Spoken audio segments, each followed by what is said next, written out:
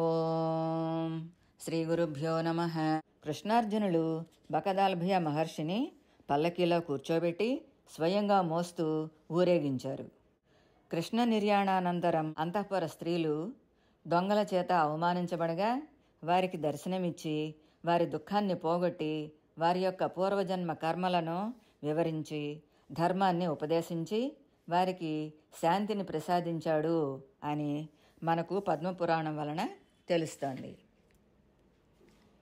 దాల్భ్య మహర్షి 160 శ్లోకాల శ్రీ విష్ణు రపామార్జన స్తోత్రం రాశాడు. దత్తాత్రేయ మహర్షి ఉపదేశంతో సీతారాముల బృంద స్తోత్రం రాయగా ప్రీతి చెంది శ్రీరాముడు దర్శనం అనుగ్రహించాడు. శ్రీహరి ఆశీస్సులు పొంది దైహిక దైవిక భౌతిక తాపాలు తొలగించుకొని సర్వకార్యసిద్ధుడు అయ్యాడు. బకదాల్భ్య మహర్షి యొక్క సూక్తి ఒకటి చూద్దాం. సమాధిలో గోచరించు దశవిధి నామములకు భ్రమింపకు అని. ఒకసారి నైమిసారణ్యంలో మహర్షులు అందరూ చేసిన 12 వర్ష సత్రయాగంలో వారికి లక్ష్మీ సంపన్నములైన 20 కోడిదూడలు కావలసి పాంచాల రాజును అడిగితే ఆయన తన వద్ద లేవు అని చెప్పాడు. బకదాల్భ్య ముని తన వద్ద ఉన్న వాటిని వారికి ఇస్తే వారు ఆ యాగాన్ని పూర్తి చేశారు. కొంతకాలానికి తన వద్ద చాలినన్ని కోడిదూడలు లేక పోవడంతో ధృతరాష్ట్రుని వద్దకు వెళ్ళి అడగ్గా ఆయన ఆ మహర్షి ప్రభావం తెలియక తన మందలో చచ్చిపడి ఉన్న దూడలను తీసుకువెళ్లమని పరిహాసం చేశాడు.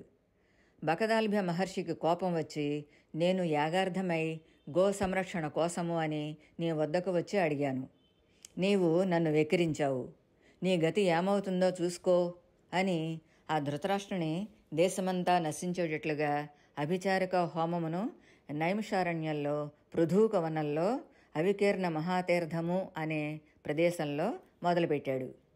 ఆ యాగ మహిమ వలన ధృతరాష్ట్రుని దేశంలోని అన్నీ నశించిపోతూ ఉండగా ఆ రాజు వచ్చి మహర్షి కాళ్ళ మీద పడి క్షమించమని వేడుకున్నాడు. వెంటనే సర్వశాంతి హోమము చేసి ధృతరాష్ట్రుని ఆయన రాజ్యాన్ని రక్షించినవాడు ఈ బకదాల్భ్య ముని అని వామన పురాణం ద్వారాగా మనకు తెలుస్తోంది. దుష్ట శిక్షణ శిష్ట రక్షణ చేయడానికి అవతరించిన వారు ఈ బ్రహ్మర్షులు. కావున మనం వారికి ఎల్లప్పుడూ రుణపడి ఉంటాము. ఓం బకదాల్భ్య మహర్షియే నమః. స్వస్తి.